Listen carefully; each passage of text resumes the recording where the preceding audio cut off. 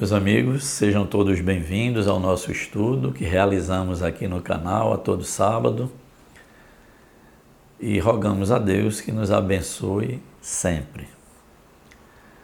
Hoje nós vamos estudar sobre céu e sobre inferno. É um tema que nos traz muita dúvida, nos traz uma série de impactos de ordem psicológica. Então, nesse estudo, nós vamos tratar sobre as penas e gozos futuros, que é o sentido da justiça divina para nós. Vamos também compreender um pouco a origem do inferno pagão e faremos aqui um comparativo também com o inferno cristão. Então, vamos compreender o que nos estaria reservado no amanhã para todos nós que somos espíritos encarnados e mais adiante estaremos desencarnados. Desde tempos imemoriais que o homem primitivo, ele já tinha por intuição que seria feliz ou infeliz mais adiante, de acordo com o bem ou com o mal que havia praticado aqui no plano terreno. Então o homem primitivo, ele começou a idealizar o que nós chamamos de inferno pagão, que seria uma região onde essas almas que se comprometeram aqui no mundo material estariam localizadas e sofrendo torturas perpétuas. Agora é natural a gente compreender que eles fizeram dessas penas e gozos futuros algo propriamente material, porque conheciam muito pouco do mundo espiritual. Então eles reuniram aquilo que eles imaginavam na matéria, que era um suplício, que era uma tortura, e com esses elementos profundamente materiais, eles então idealizaram o que seria o seu inferno, essa região que torturava as almas que haviam, entre aspas, se perdido aqui no mundo material. Fazendo um breve comparativo, nós vamos perceber que ambos os infernos, tanto o pagão quanto das seitas cristãs, eles dois imaginaram que a maior tortura que se podia imputar a uma pessoa aqui no mundo material era justamente o fogo. E aí, na descrição de inferno de ambos, tanto o pagão quanto o cristão, o fogo é justamente o elemento principal de padecimento e de tortura dessas almas desviadas.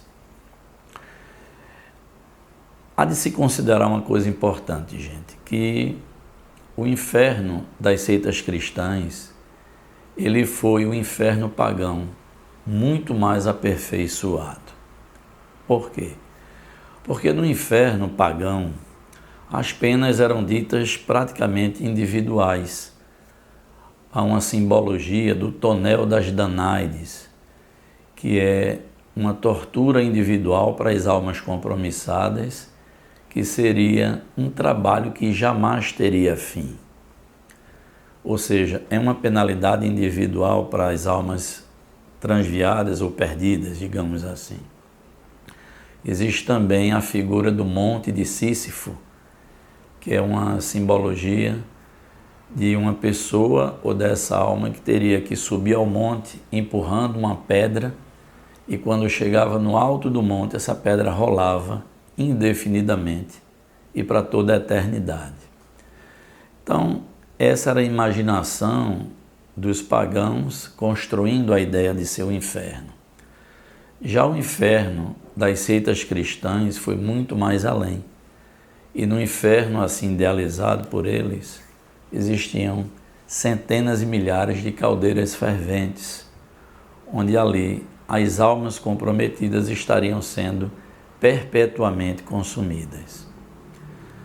Então percebam que aí geram punições não de caráter individual, mas de um caráter profundamente coletivo. Tanto que na Idade Média, nos tribunais da Inquisição, aqueles que eram considerados hereges padeciam muitas vezes justamente em caldeiras ferventes. Então, em ambos os infernos, tanto do pagão quanto dos cristãos, existia uma figura central responsável por tudo isso, que era o Satanás. Mas no inferno dos pagãos, a figura de Satanás era representada por Plutão, que ele prendia as almas compromissadas nesse império, nessas regiões infernais, porque essa era a sua missão. Mas o Satanás dos cristãos ia muito mais além. Ele não atuava sozinho, ele arregimentava outros pequenos satanás e então infernizava as pessoas até que elas se perdessem e fossem conduzidas também a essas regiões infernais. Outro bom comparativo é que, tanto no inferno pagão quanto no inferno cristão, essa região de tortura e de padecimento perpétuo estava localizado ambos no centro da terra. E cavernas sombrias eram o meio de entrada dessas almas para essa região infernal, localizada no centro da terra. No século XIV, um escritor italiano chamado Dante Alighieri, ele escreve então, dentro dessa literatura italiana e mundial, que foi muito conhecida até hoje, a comédia, e que depois Giovanni Boccaccio chamou de Divina Comédia. Então é um livro épico e teológico, onde Dante Alighieri narra as suas impressões, a sua viagem pela região do inferno, do purgatório e do paraíso. Então Dante também já compreende diferentemente. Ele descreve nessa obra mundialmente conhecida de que o inferno seriam 9 camadas de sofrimento com a terra no centro. Então já começou a deslocar geograficamente a questão do inferno. Então, meus amigos, hoje nós já precisamos ir nos libertando, não é? Desses graves conflitos de que essa descrição que veio secularmente sendo colocada para a humanidade gerou em todos nós. Percebam que quem trabalha hoje com a mente humana, que tenta auxiliar as pessoas nesse campo, detectam muitos, mas muitos conflitos mesmo, que ainda hoje nós ancestralmente carregamos. Quantas pessoas têm aquela natureza de conflito ou de culpa? E às vezes estão exercendo sua vida aqui no mundo físico, tanto quanto outras pessoas, mas carregam consigo essas culpas, não é? Esses conflitos. Então nós já evoluímos bastante psiquicamente para deixar no passado essas descrições de penas futuras de acordo com aquilo que pensamos e de acordo com aquilo que agimos. Há uma passagem de Jesus que ele diz lá em Mateus 18, versículo 14. Assim também, não é vontade de vosso Pai, que está nos céus, que um desses pequeninos se perca. Então, essas teorias que nós narramos agora há pouco, em nada, mas em absolutamente nada, a consonância com que nós compreendemos hoje como justiça divina. Então, não seria um Deus que estaria nos penalizando eternamente, perpetuamente, pelos erros que aqui nós tivéssemos cometido. E tem uma questão que ainda fere a nossa razão nessas descrições que nós falamos. Ora, estaria destinado ao mesmo inferno de uma penalidade perpétua, desde os pequenos delitos até os crimes mais hediondos. É justo. É preciso a gente refletir, olhando a razão face a face. Seria que a justiça divina nos colocaria, primeiramente, nessas duas destinações, porque uma vez que tanto os pagãos como os cristãos localizaram o céu e o inferno,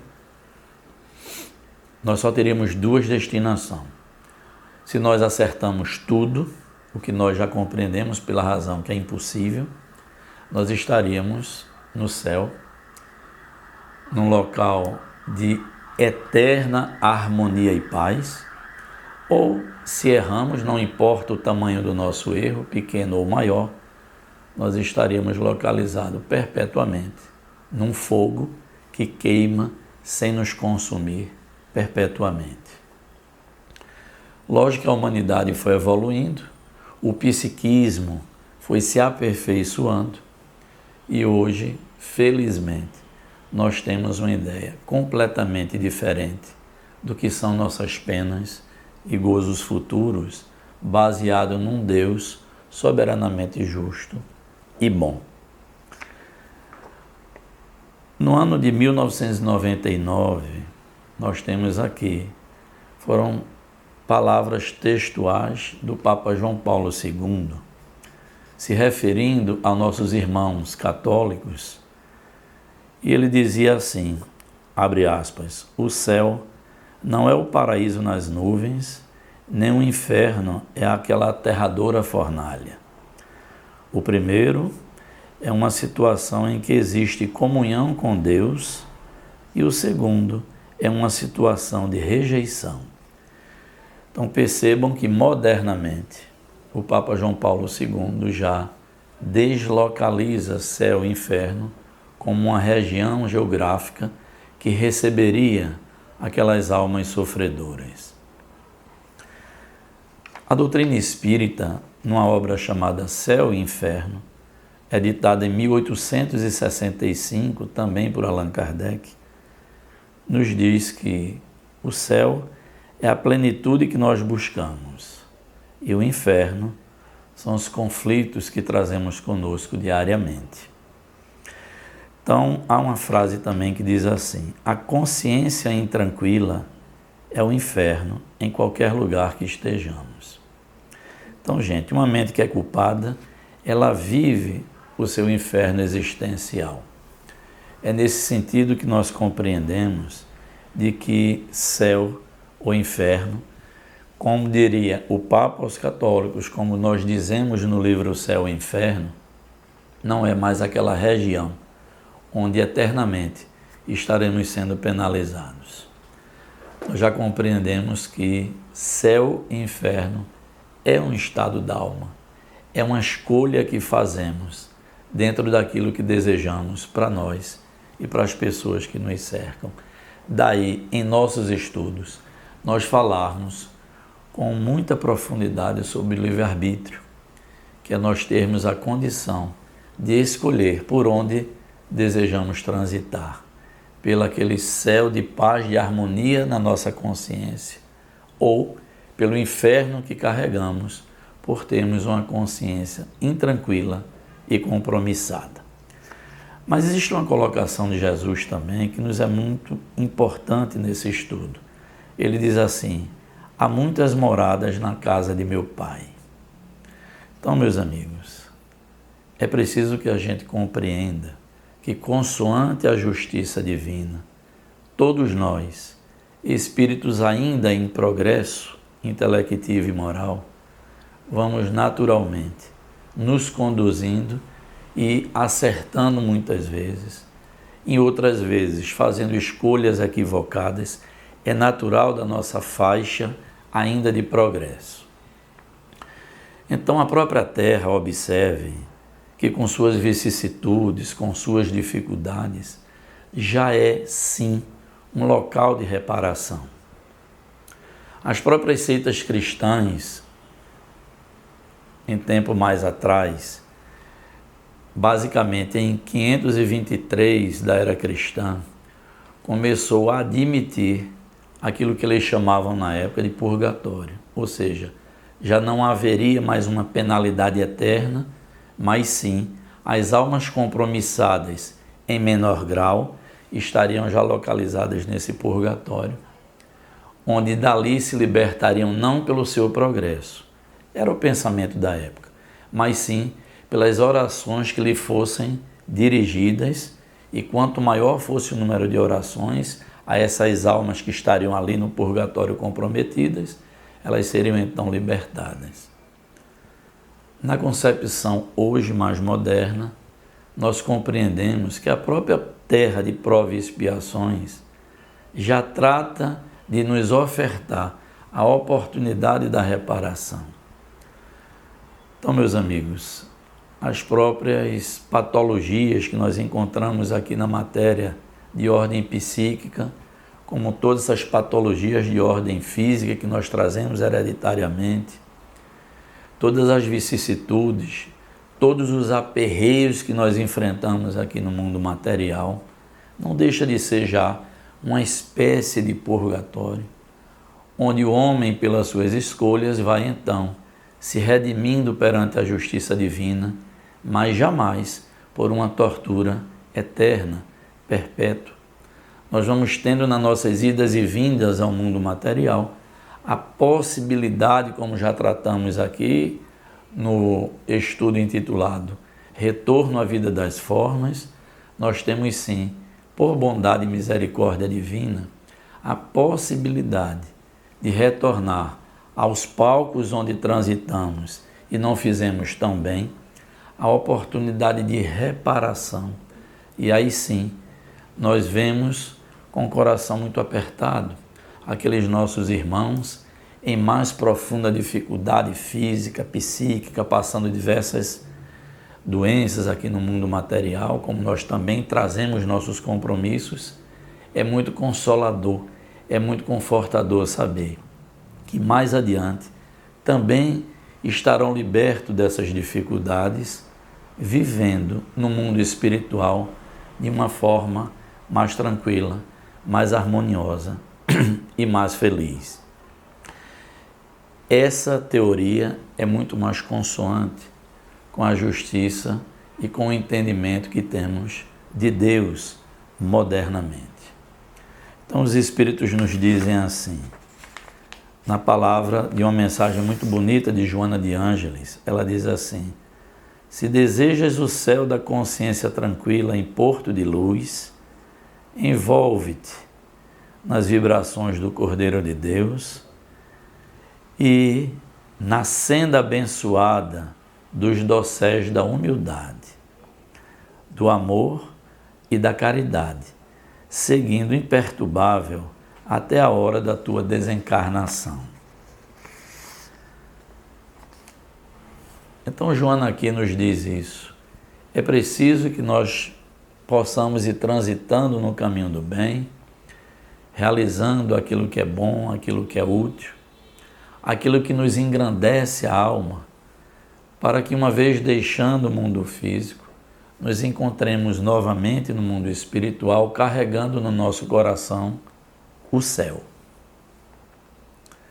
Naquela vibração harmoniosa de paz, de entendimento, com o firme desejo de auxiliar aqueles que ficaram aqui no mundo físico, porque o céu, como nós concebemos modernamente, não é apenas um local de paz. E tem uma frase que nós entendemos muito bonita, que diz assim: a caridade, que é a bandeira da doutrina espírita, ela é o amor em ação. Então, no céu de Deus, que deva se estabelecer em nós, nós concebemos muita ação, muita tarefa, muito auxílio, muita inspiração para todos que nos cercam também. E aí, finalizando o nosso estudo, nós vamos dizendo assim: a grande proposta é sairmos do inferno dos nossos conflitos para encontrarmos o reino dos céus que está dentro de nós. Então Jesus revolucionou divinamente a humanidade naquela época, quando dizia: o reino de Deus está dentro de vós. Então, esse estudo nos traz, nessas breves palavras, um entendimento um pouco maior de que nós escolhemos realmente. Certa vez, Kardec perguntava ao Espírito de Verdade: qual é, sendo a Terra tão diferente, o que é que a gente pode conceber como felicidade aqui no plano material?